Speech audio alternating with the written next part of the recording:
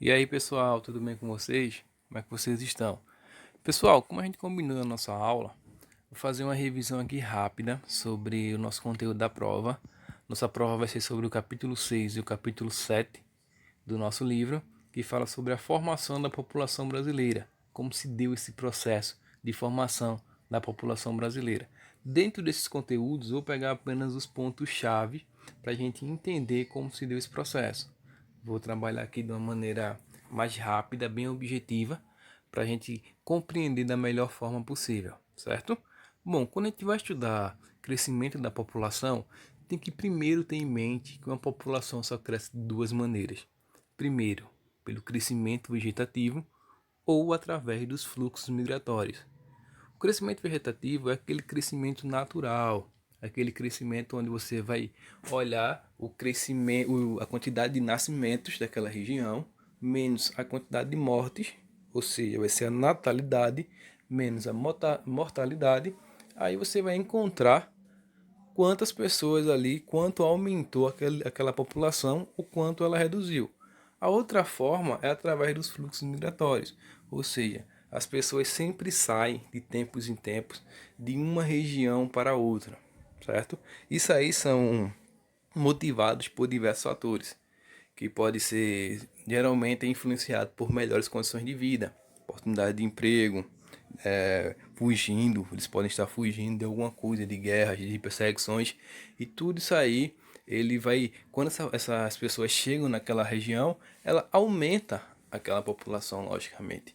Então nós vamos ter aí um crescimento populacional. Então a gente só vai ter essas duas formas da quantidade da população aumentar naquela região, ou através do crescimento vegetativo, que a gente vai chamar também de crescimento natural, ou pelos fluxos migratórios. Ó, quando muitas pessoas resolvem sair de determinada região, quando essa região é rural, da área rural, em busca de melhores condições na cidade, quando isso acontece em massa, muitas pessoas saindo ao mesmo tempo, muitas pessoas fugindo lá do campo, que está difícil, a gente vai chamar esse fenômeno de êxodo rural. Todos os países, inclusive o Brasil, já passou por esse momento aí de êxodo rural. Alguns estão passando lá no continente africano, por exemplo, agora, nesse momento, estão vivendo esse fenômeno. Nós já passamos, ou seja, já teve aí um tempo em que muitas pessoas saíram da região nordeste, que era uma região considerada rural, em direção ao sudeste, em busca de empregos, em busca de melhores condições. Esse fenômeno, quando é a saída em massa do homem do campo para as cidades, vamos chamá-los de êxodo rural. As migrações, pessoal, elas vão acontecer de três formas, vão ter três classificações. Ela pode ser interna, quando essa migração vai acontecer dentro da mesma região. Exemplo, saio de Pernambuco para ir morar na Bahia, ou seja, eu continuo no Nordeste, dentro aqui da minha região. Eu estou fazendo a migração interna, eu não saí da região que eu vivo. Porém, quando essa migração ocorre de uma região para outra, eu já posso chamar de intrarregional. Ou seja, é quando eu saio do Nordeste para ir morar no Sudeste. Quando eu saio do Nordeste para ir morar no Norte.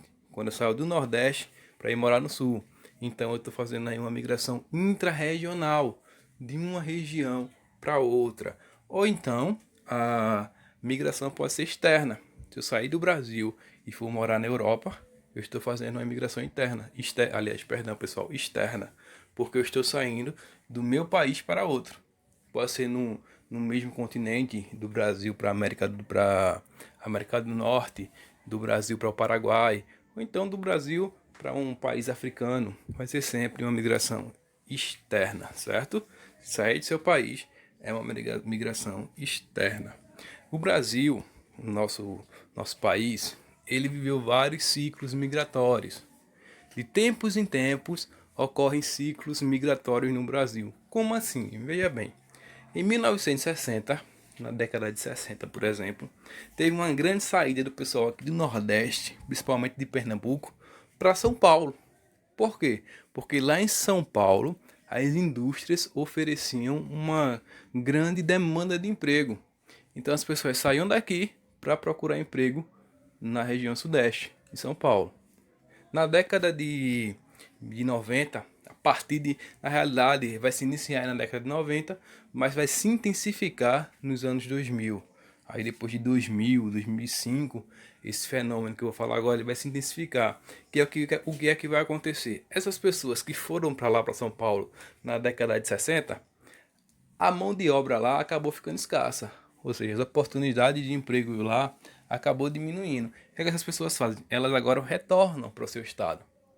Por quê? Porque essas regiões aqui, Pernambuco, Bahia, começaram a se desenvolver. Então aqui tem emprego. Então quem foi, começou a voltar. Esse fenômeno vai ficar conhecido aí como migração de retorno. Esse ciclo aí vai ficar conhecido como migração de retorno. Ou seja, as pessoas que foram começam a retornar para casa, porque aqui agora eles conseguem trabalhar e ficar perto da sua família. Então a gente pode ver aí que de tempos em tempos acontecem ciclos. Que ciclos são esses? Ciclos que acabam atraindo as pessoas. Regiões, cidades, estados, e começam atraindo uma grande quantidade de pessoas por diversos motivos aí. Bom, quando uma pessoa da sua família, um amigo seu, sai todos os dias para ir trabalhar ou para ir estudar em outra cidade, hoje nós classificamos isso como um movimento migratório. Essa pessoa, ele também está fazendo aí o que a gente vai chamar de migração pendular. Lembra do sino? Tem um pêndulo.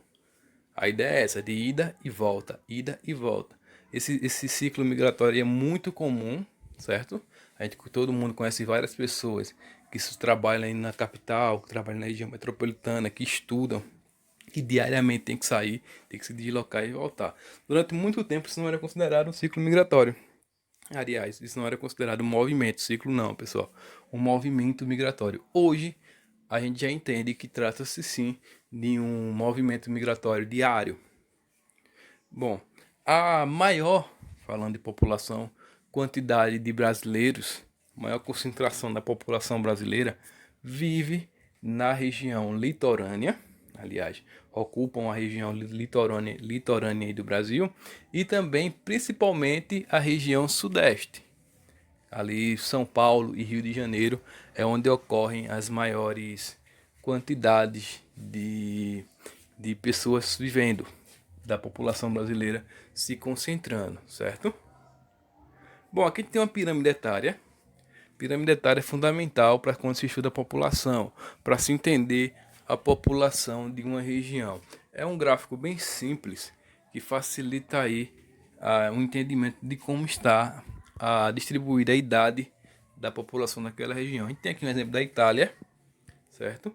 Vocês podem ver aí que na forma vertical tem as faixas etárias de 0 a 4 anos, de 5 a 9 anos. No centro aí tem os gráficos. Bom, quando a gente olha aqui para esse gráfico, o que a gente logo imagina aqui?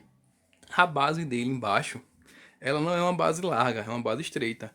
O que quer dizer que esse país tem poucas crianças, certo? Esse país aí não tem uma quantidade de crianças, os casais não tem muito filho. Quando a gente chega no meio aí, ó, na, na, na parte de 54, 55 a 59 anos, dá uma largada. O gráfico ele fica bem mais largo, indicando que a população da Itália é uma população idosa. Podem observar aí, ó. Ou seja, é um país que é formado na sua maioria por idosos, com poucas crianças. Crianças e jovens aí, nós não vamos ter muito. O que isso aqui pode nos mostrar? Pode nos mostrar que esse país aqui ele pode ter um problema aí com o quê? Com a aposentadoria, muitas pessoas aposentadas. Pode ter um problema aí de saúde, porque por uma população idosa tendem a necessitar mais de atendimento médico.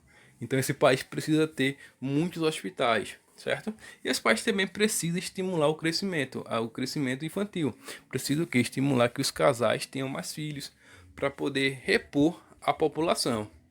Vemos aí que a Itália ela hoje vive um problema aí de população velha muito alta. É um número de muito alto e eles precisam desse incentivo. Bom, aqui esses são os conceitos básicos. Lembrando que densidade demográfica é o que? É densidade demográfica é quando você pega a quantidade de habitantes daquele local e divide pelo tamanho do seu território. Você vai pegar quantas pessoas vivem naquele território e vai dividir pelo tamanho do território e vai encontrar a densidade demográfica. Lembrando que se der um número muito alto, esse lugar vai ser povoado, certo? Porque o que? Tem muitas pessoas vivendo ali em um pequeno espaço. Bom, pessoal, esses são os pontos principais que vocês precisam estudar e conhecer, dominar para realizar a prova e com certeza vão tirar 10. Peguei apenas os pontos que realmente vocês precisam conhecer. Estudem, prestem atenção, leiam o material, releiam e com certeza vão fazer uma excelente prova.